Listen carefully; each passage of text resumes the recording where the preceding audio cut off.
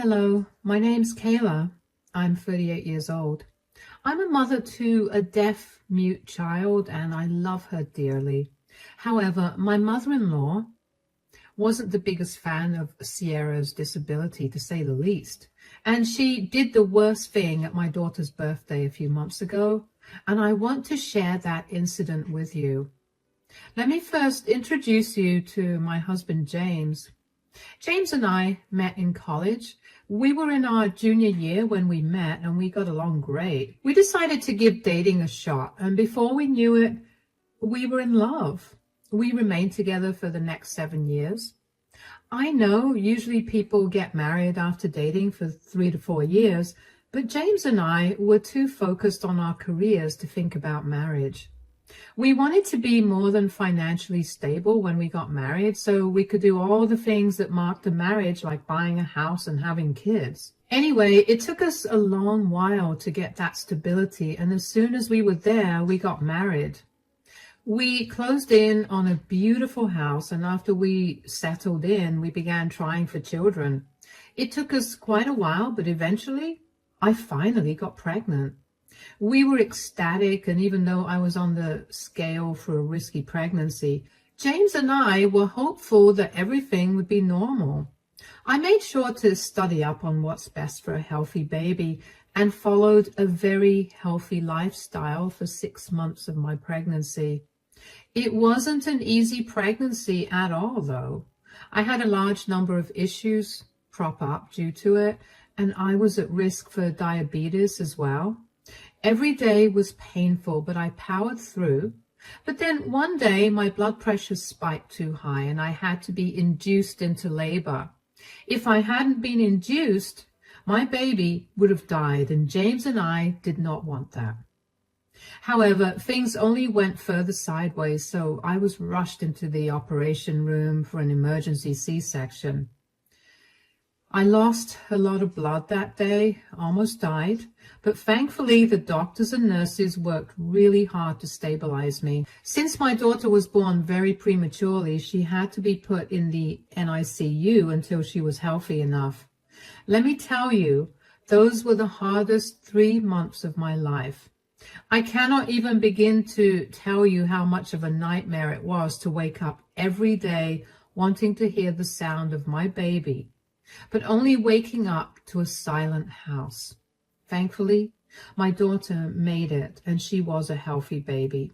The doctor told me that my daughter Sierra was showing some abnormalities, and after a few tests, they determined that Sierra was going to be deaf and mute.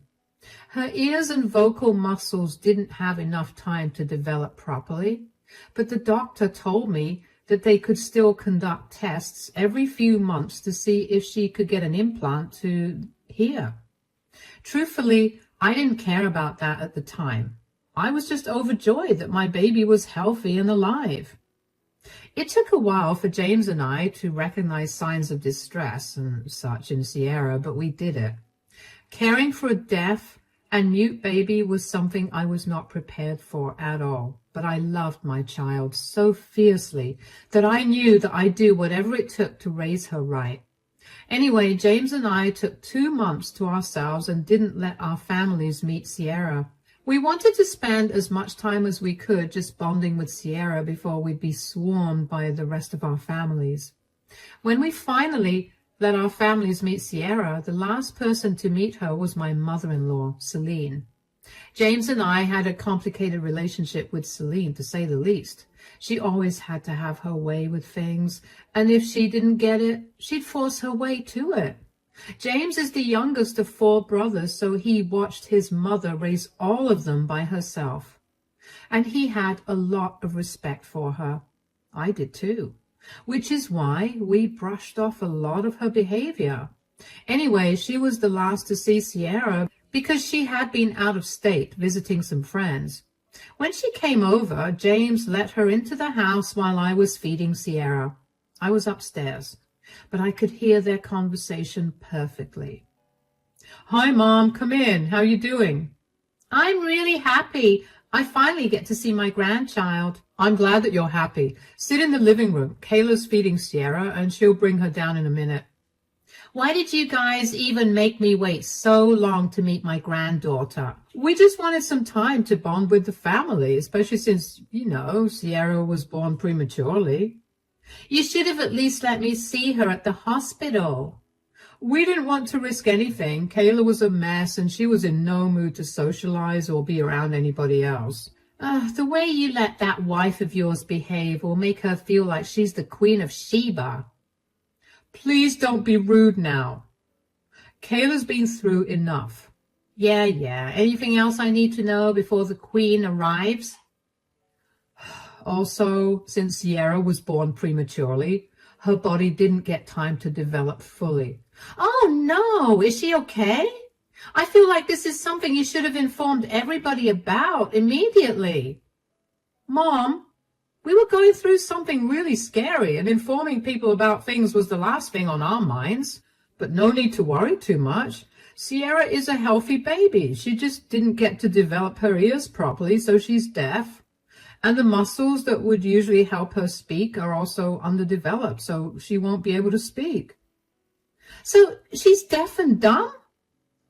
Yeah, but you shouldn't call her dumb. She's mute. And you found this out right now? While she's still a baby? Yeah. Come on. You don't seriously believe that. The doctors just said all of that to get money out of you. Mom, please keep your opinions to yourself. Like I said, Kayla's been through a lot and she doesn't want to hear your opinions. Be nice to her today and just be grateful that you get to see Sierra. Fine. But don't expect me to remain silent about this for too long. Hi, Celine. Look who's here. Oh, there's my granddaughter. She's so cute. I heard everything that Celine had said, and let me tell you, I was not happy about it. She sounded so entitled and weird about Sierra's disability. I couldn't help but feel like she was going to be difficult to deal with in the future, and I was right. Over the next 3 years, Celine was an absolute pain. She wouldn't stop giving me her insights and opinions about Sierra's disability. She never insisted I did anything, and if I got even a little defensive, she'd tell me not to overreact because she was just giving me her opinions. Whenever I would tell James about it, he'd look defeated and tell me that Celine's behavior was her nature. He'd tell me that she was a traditional woman, so explaining these things to her was not going to change the way that she behaved because she would not accept the explanations. I get being a traditional person, but being traditional doesn't have to mean being ableist. Anyway, I would still bring Sierra around to spend time with Celine because not doing that would become a nightmare for James and me. One particular day, I was supposed to go over to Celine's place with Sierra after a doctor's visit. I ended up running a little late, and when I got there, Celine was standing at the front door looking irritated. Where were you guys? We're sorry we're late. We were at the doctor's. Doctor's? Is one of you sick? No, Sierra just had a checkup. Her doctor put her on some medication to see if she'd be able to strengthen her muscles that are used to talk. He was also checking on her ears to see if there was any way for her to get an implant. I thought I told you that this was all nonsense. Excuse me? Oh, so James didn't tell you. Look, Sierra is still a baby. There's no way a doctor is able to figure out that she's deaf and dumb just by looking at her. Give her body some time to develop, and then you'll see that you're worrying about nothing. Well, medicine has improved enough for doctors to be able to determine deafness in infancy itself. Sierra is very much deaf, and no amount of time is going to change that. Why are you so stuck up in your ways of thinking? How am I possibly being stuck up in my way of thinking? I'm trying to do what's best for my child. You clearly didn't do the best for her because you birthed her too early. Are you saying that my daughter's disability was my fault? I didn't say it, but since you're admitting it, I'm not admitting anything. I almost died giving birth to Sierra. Would you rather one of us not be alive? You think I don't feel bad that I robbed Sierra of a regular life? Don't twist my words. I don't care about what you feel. I just care about Sierra. You're wasting your money on useless doctors. That's money that you could be saving for her education. We're not wasting money on anything. We're simply doing our best to make her life as comfortable and accessible as possible. You're going to make her believe that she's deaf and dumb if you keep taking her to these doctors. And how do you know that the medicines they're giving you are not going to prolong her deafness and dumbness? You sound insane. Why in the world would her doctor do that? James and I are working hard to prepare Sierra for the world, and getting advice from doctors is one of the ways. You don't get to say anything about this or how we spend our money because you're not Sierra's parent. Denying Sierra's disability doesn't change the fact that Sierra is deaf and mute. Either drop it or I'm leaving with Sierra. Whatever. Are you at that time of the month? Is that why you aren't understanding what I'm saying? You know what? I'll leave. I expect those words out of some old-fashioned man, not my mother-in-law. Come back. Stop being so overly emotional. You can't keep my granddaughter away from me. I practically ran back to my car after that. I was seeing red. I couldn't believe that any of those words had left Celine's mouth. That was the first time Celine told me that I was a crappy parent, not as an opinion, but as a fact that she believed. Her blaming me for Sierra's disability made my heart hurt like crazy. I felt that guilt every single day, and her telling me that with a smirk on her face made me want to yell at her with every fiber in my body. I tried to calm myself on the way back home. I knew that I needed to get James to talk to his mother whether he liked it or not. If he didn't do it, I'd take matters into my own hands and he'd have to deal with it. When I got back home, James was in the kitchen preparing dinner. I sat Sierra down in the living room in her playpen and went over to him. Hi, honey. I thought you were spending the day with my mom. Yeah, I was supposed to, but I simply couldn't. Why? Did something happen? Yeah. Your mother kept insisting that Sierra was not deaf and unable to speak. Oh, no. She told me that by visiting so many doctors, we'd actually confirm Sierra's disability. And there was something else. Also, oh yeah, she told me that we were wasting our money on doctors who were giving us medicines that were making our daughter deaf and dumb. What did you say to her? I told her that she had no right to tell us what we did with our money, and that just because she denied Sierra's disability didn't mean it didn't exist. That's good. Is that all you have to say? Your mother insulted us and our daughter, and all you have to say is, that's good? I don't know what you want me to say. You can't be serious. Do you want me to call my mother and tell her that she's wrong? You know my mother, and you know that that call will not go over well. I did what I had to do as a mother for our child. When are you going to grow a spine and tell her to back off with her opinions? Kayla, you know how my mother is. This again? Why are you always defending your ableist mother? She's constantly been giving her unnecessary input against Sierra's disability. Sure, Sierra can't understand what Celine is saying right now, but she will eventually. I know that. I feel like I'm stuck between a rock and a hard place. On one hand, I'm beyond hurt that my mother would say such things about our daughter. On the other, she's my mother. I cannot be rude to her.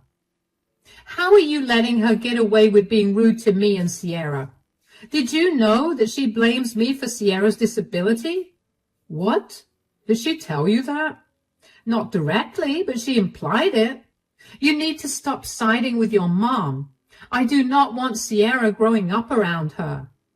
Look, my mom is just very old-fashioned. I told you that she and my dad had a very toxic and traditional marriage. Bearing and raising children is all she ever did. So I guess she's overprotective of Sierra for that reason. Being overprotective and ableist are two entirely different things. I know. I'll talk to my mom, but if she doesn't listen, there's nothing much I can do. You may not be able to do much, but I will. I will make sure she doesn't get to visit Sierra at all. I do not want my child to grow up with a complex because her grandmother made her feel differently about her disability. I don't think that will work in the long run. I will make sure that it does. Just remember that you could either nip this in the bud or Sierra is going to grow up into a very insecure, unstable person. We both only want what's best for her, right? Then do the right thing. I knew where James was coming from. Don't get me wrong. I loved my husband more than anyone else on this planet, but I also wanted him to grow a spine and tell his mother what she was saying was wrong. I knew that he revered his mother. The man watched his dad verbally and emotionally abuse his mother and leave her to take care of all their kids while he sat in front of the TV and drank his many packs of beer. I also appreciated everything Celine did to raise 4 great guys, but that did not excuse how she was so crass with Sierra. James stayed true to his word and spoke to his mother about her language, and she took his word seriously. I knew that was going to happen because she valued her kids way too much, so unless one of them spoke up, she was never going to listen to anyone else. But she only changed her behavior for a few weeks before she reverted to her ableist ideals. She kept telling me that Sierra was not deaf or mute, and she would pressure Sierra to talk every time we left alone with Sierra for just a minute. Sierra always felt so distressed around Celine, so I began to make sure that she was never left alone for even a second with Celine. James would keep talking to Celine about her behavior, and she would change only for a short while before reverting to her usual self. James never had the heart to let go of his mother, and even though I had an issue with it, I kept silent. I resorted to protecting my daughter in every way possible. This went on for years, and then when Sierra turned 10 years old, we decided to throw a big party for her. We invited family and all of Sierra's friends from school, and we held it in the late afternoon. Since the family was involved, we had to invite Celine. Thankfully, Celine was very well behaved during the party. She had James communicate with Sierra using sign language for a while, and from what I could see, Sierra seemed happy. After the party ended and everyone left, James went out to get our last present for Sierra. During that time, Sierra and I sat down to open all the presents she got. She got a lot of lovely presents, and she looked like she was over the moon until we opened Celine's present. It was the most garish set of earphones I've ever seen, with an attached mic piece along with the book titled How to Improve Your Hearing for Dummies. Sierra immediately began crying, and I was beyond mad. I tried my best to calm Sierra down, but she could not stop crying. She threw away all her presents and ran to her room. She shut her eyes so that she wouldn't be able to see me sign, and kept crying. I called James as I was trying to calm her down because I could not manage my anger either. Hi, honey, is everything okay? No, you need to do something about your mother. I've kept silent for too long, but this is it. You need to do something. What are you talking about? What did she do? Do you know what she gifted Sierra? She gave her a pair of headphones and a book titled How to Improve Your Hearing for Dummies. What? Sierra won't stop crying, and she feels really bad. You know how long it took for her to come to terms with her being different from everyone else. This is beyond disgusting on your mother's part. I agree. I can't believe she would do such a thing. Really? Because she's constantly been tormenting Sierra, and every time I tried to stand up for her, you'd come in and tell me that your mother was too stuck in her ways to realize what she was doing wrong. I know. I'm so sorry for that. I should have nipped her behavior in the bud. I can't even get Sierra to calm down, James. It's like no matter what I try to say, it's not getting through to her. She's just sitting in her room with her eyes shut, crying. I'm so sorry. You know what? I'll be home soon. I'll call Mom with you sitting next to me, and I'll give her a piece of my mind. Yeah, but before that, We need to calm Sierra down. I knew my mom was a little mean, but this goes beyond anything I could have ever imagined coming from her. Honestly, I didn't expect this from her too. I should have known there was something wrong with the way she was so well behaved during the party. I promise I'll make this right for Sierra and for us. What are you even going to say to your mom? You know she will only listen to you for a few weeks at best. Eventually, she'll go right back to bullying Sierra. I know. I have an idea of what I want to do. In all honesty, I should have done this from the start, but I'm going to hit her right where it hurts. Nobody makes my baby girl cry like that and gets away with it. I'll apologize to Sierra for the rest of my life for putting her through this. Okay, I'll do my best to calm her down. How long will you take to get back? I'm already sitting in the car, so I should be home in 10. All right, I'll see you soon. Drive safe. Yeah, I'll be there soon. Bye. I never mentioned it before, but Sierra did end up growing up with a complex about her disability. No matter how much I tried to shield her, Celine still managed to have an impact on her. Not a lot, but enough to frustrate her further. Sierra struggled to cope with her classes and simply couldn't understand why she was not like everybody else. When she was 5 years old, she'd have meltdowns every so often about it, and it would break my heart to see her that way. It took James and me a lot of time and love to get her to understand her disability and to make her feel comfortable with herself. What Celine did with her gift was bring all that hard work crumbling down.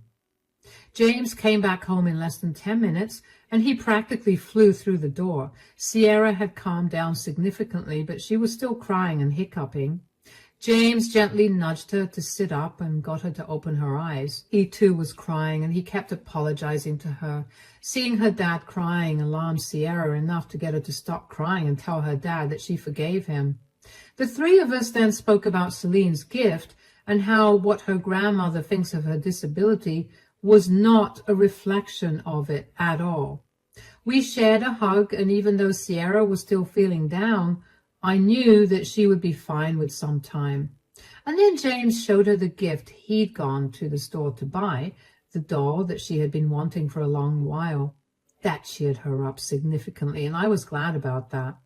We had dinner together, and after we tucked her up in bed, James called Celine.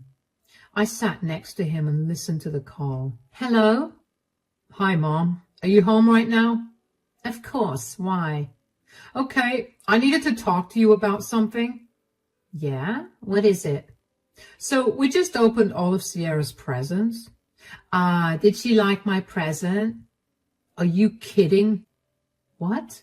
I thought it would be nice. She'll finally be able to take some proper advice instead of you and Kayla constantly coddling her. You guys keep reinforcing her being deaf and dumb. That's why she can't make any improvements. I have explained to you countless times that Sierra can't hear because she didn't have time to develop in her mother's womb. Her body quite literally doesn't have the faculties to perceive sounds or help her speak. That's a load of hogwash, and you know it. You just need to add a few drops of the essential oils I recommended. What is wrong with you? You've kept denying Sierra's disability, and you've done way too much to alienate and hurt her. Do you not feel bad at all? You guys coddle her way too much. She's now gotten used to people treating her differently because you keep telling her she's different. I was just trying to set her on the right path. So you think giving her a pair of headphones and a book on how to hear properly was the right path? Obviously, since her parents won't educate her, I took it upon myself to teach her. You know what? Since you wanted to take something upon yourself, why don't you take it upon yourself and never talk to me again? Why are you being so sensitive to this? This is all Kayla's doing. I told you that girl was no good for you. This has nothing to do with Kayla. Do you know how hurt Sierra was that you gave her that gift? She cried for so long and refused to talk to us at all for an even longer time. So, kids are strong. She'll get over it. You guys made her too sensitive, and now she can't take the fact that she's not as special as you guys have made her out to be. What is wrong with you? Why are you so heartless? You know, I ignored everything you've said and done to Kayla and Sierra for so long because I thought you were just too traditional and set in your ways. That was a huge mistake because clearly you're just a monster. James, that is no way for you to speak to your mother. And giving crappy gifts to my daughter is no way to behave as a grandmother. I don't want anything to do with you anymore. Don't ever come back. I want you out of mine and my family's lives. If you ever try to come close to us, I will call the police on you. Are you serious? You can't seriously be overreacting over one gift that was supposed to be for your benefit. Do you really want to be stuck with a child that would remain with you forever because she believes she's disabled? Why wouldn't I want my child to remain with me? I love her with all my heart. And unlike you, I could never dream of kicking my child out as soon as they're adults. The very fact that you refuse to accept Sierra's disability even now is enough to tell me that you will always prioritize your values over your family. Never contact any of us again. James was red in the face from how angry he was. I was finally glad that James made the right decision. I could tell that this time he was being serious because I had never seen James this upset before. He had one of the most calm temperaments I've ever seen in a person, so to see him get mad meant that someone really messed up badly. And this time it was Celine, and rightfully so. Celine tried to call back as soon as James cut the call, but James declined the call and blocked her number. She then tried calling me, but I let the call ring out. I did not want to hear her voice because Lord knows I would have been a lot meaner than James was to her. I guess Celine realized that she was not going to get an answer from either one of us and left us alone for that night. But for the next few days, she would keep calling me until I was forced to block her as well. In hindsight, I should have known better that Celine would not leave us alone because after a month of no contact with her, we got served with a summons. Celine had decided that since we were not going to let her near us, she would file for visitation rights as a grandparent. James and I were furious about this, but we knew that if we beat her here, she would definitely have no way of contacting us. So we gathered all the evidence we could of Celine's disgusting attitude towards Sierra's disability. When the evidence was presented to the judge, it was decided that Celine would not get any visitation rights. Celine's face as she realized that she lost was something I couldn't help but remember because it was so funny. She looked like she'd been caught doing something she shouldn't have been doing. And honestly, that was a pretty accurate look on her face because she should not have messed with us.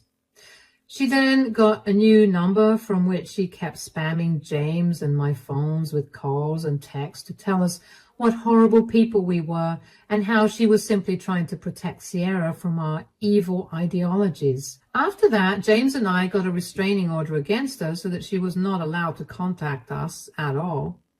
And that was when I truly felt safe. As for Sierra, she's doing a lot better now. It took us a while to bring her back to her original self, but after a while of watching some very heartwarming videos of other families with deaf children and educational videos on what it is like to be deaf and mute, Sierra bounced right back to her old self. She's proud of who she is, and she's quickly forgotten about Celine as well. James and I are equally proud of Sierra, and we're definitely going to be a lot more careful about who we let our daughter be around. Thank you so much for sticking through and listening to my story. Remember to be kind to everyone, regardless of what they look like.